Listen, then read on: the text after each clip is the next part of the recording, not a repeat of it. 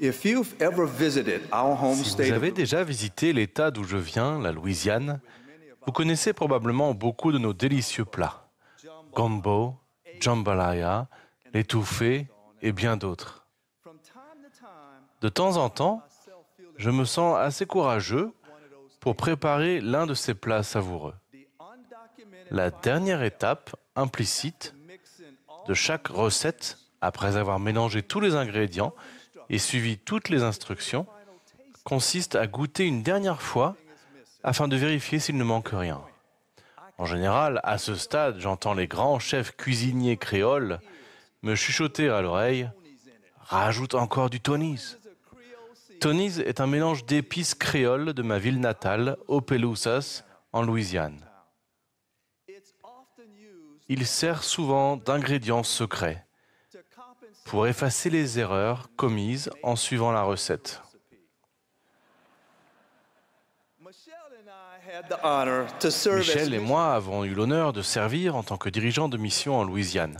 Lors de leur dernière soirée au foyer de la mission, avant qu'ils ne retournent auprès de leur famille, nous avions pour tradition d'apprendre aux missionnaires à cuisiner la recette spéciale de jambalaya de Michel. En plus de leur témoignage de l'évangile rétabli de Jésus-Christ, nos missionnaires quittaient la mission avec un goût pour la cuisine.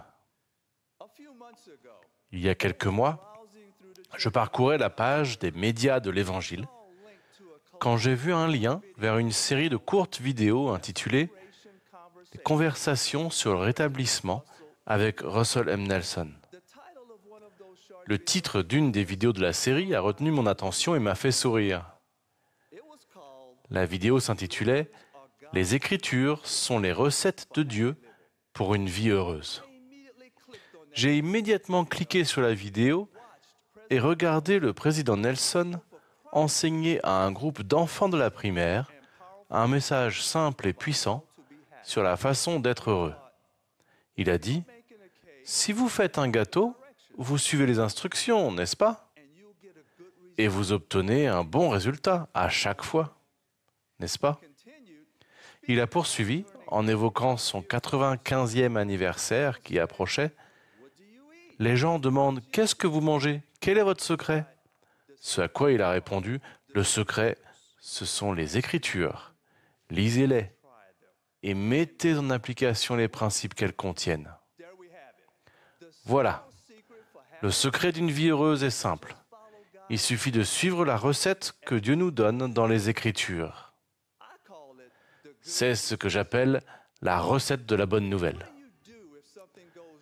Que faire si quelque chose ne se passe pas comme prévu en suivant la recette?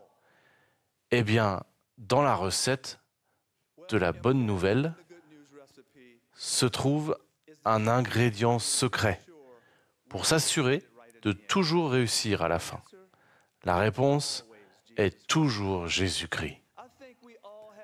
Nous vivons tous des moments où nous pensons que nos ingrédients ne sont pas assez bons, où nous avons du mal à suivre les instructions, où nous passons trop vite à l'étape suivante, ou quelque chose que l'on ne maîtrise pas se produit, etc. Comment y remédier? Il suffit d'ajouter davantage de ce qui invite Jésus-Christ dans votre vie. Concrètement, comment peut-on inviter davantage Jésus-Christ dans sa vie? Lorsque j'étais président de mission, toutes les 6 semaines, j'avais le plaisir de m'entretenir avec chacun de nos jeunes missionnaires. Pendant ces entretiens individuels, les missionnaires demandaient souvent conseil sur la façon d'améliorer l'efficacité de leur équipe. Un jour, un missionnaire est arrivé pour son entretien individuel et s'est assis. J'ai immédiatement vu à son attitude que quelque chose le tracassait profondément. Je lui ai demandé « Frère, de quoi aimeriez-vous que nous parlions aujourd'hui ?»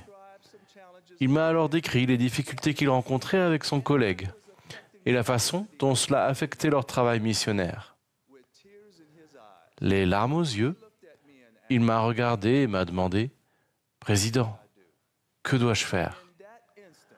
À ce moment-là, je ne savais honnêtement pas quoi répondre. Après un instant, je lui ai demandé s'il était d'accord pour que nous nous mettions à genoux et prions ensemble afin d'être guidés par le Saint-Esprit. Il a accepté, nous nous sommes agenouillés pour prier et recevoir l'inspiration. Après la prière, nous sommes restés agenouillés un petit moment, puis nous sommes retournés nous asseoir face à face. Je lui ai demandé si nous pouvions lire ensemble un passage des Écritures. En ouvrant les Écritures, je me suis arrêté et je lui ai dit « Frère, pendant que nous lisons ce verset, posez-vous la question suivante. Si je mets en pratique ces vertus, cela améliorera-t-il ma relation avec mon collègue et notre travail missionnaire ?» Nous avons ensuite lu Moroni 7, verset 45 à haute voix. « Et la charité est patiente et est pleine de bonté et n'est pas envieuse et ne s'enfle pas d'orgueil, ne cherche pas son intérêt, ne s'irrite pas, ne soupçonne pas le mal et ne se réjouit pas de l'injustice, mais se réjouit de la vérité.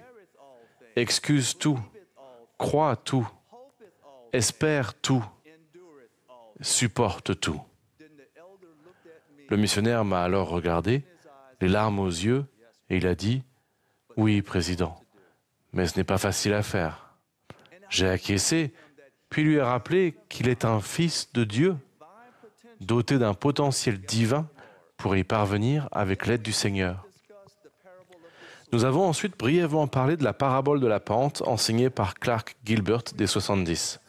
Cette parabole nous rappelle que nous devons commencer là où nous en sommes et avec le Seigneur avancer dans la bonne direction, c'est-à-dire vers les cieux.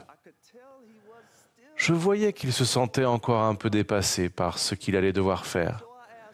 Alors, je lui ai demandé d'expliquer l'Écriture qui dit « C'est par des choses petites et simples que de grandes choses sont réalisées. » Il a alors expliqué qu'en accomplissant des choses petites et simples, de grandes choses peuvent se produire.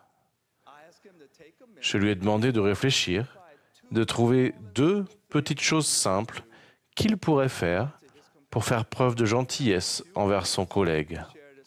Après quelques instants, il m'a fait part de ses idées. Je l'ai ensuite invité à prendre 1 minute pour trouver 2 petites choses simples qui lui permettraient de faire preuve de patience envers son collègue. Il m'a fait part de ses idées presque immédiatement. Il était évident qu'il y avait déjà réfléchi avant notre entretien. Je l'ai invité à présenter ces 2 idées à Dieu par la prière et à demander confirmation, conseils et inspiration pour mettre ce plan en œuvre avec une intention réelle. Il a accepté. Pour conclure, je lui ai demandé de me tenir au courant de ses progrès dans sa lettre hebdomadaire.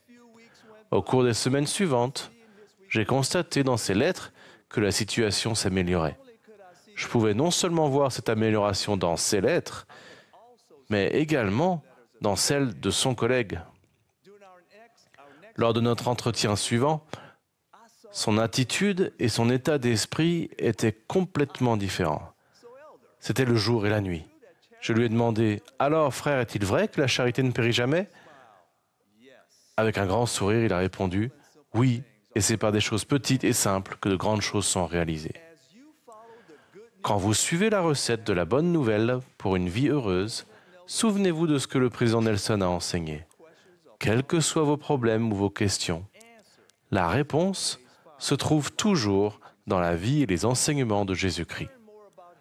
Apprenez-en davantage sur son expiation, son amour, sa miséricorde, sa doctrine et son évangile rétabli de guérison et de progression. Tournez-vous vers lui, suivez-le. Lorsque vous avez besoin de l'écouter et de savoir comment inviter Jésus-Christ dans votre vie, pensez à suivre les étapes que le président Nelson nous a enseignées concernant la révélation personnelle. Trouvez un endroit tranquille où vous rendre régulièrement. Humiliez-vous devant Dieu. Épanchez votre cœur à votre Père céleste. Tournez-vous vers lui pour trouver des réponses et du réconfort. Priez au nom de Jésus-Christ pour vos soucis, vos craintes, vos faiblesses, oui, pour les aspirations même de votre cœur. Et ensuite, écoutez. Notez les pensées qui vous viennent à l'esprit. Notez vos sentiments et faites ce que vous vous sentez poussé à faire. En répétant ce processus jour après jour, mois après mois, année après année, vous progresserez dans le principe de la révélation. Je témoigne que Jésus-Christ est notre Sauveur et notre Rédempteur, et il a accompli tout ce qui est nécessaire pour que nous puissions retourner auprès de notre Père céleste. Au nom de Jésus-Christ, Amen.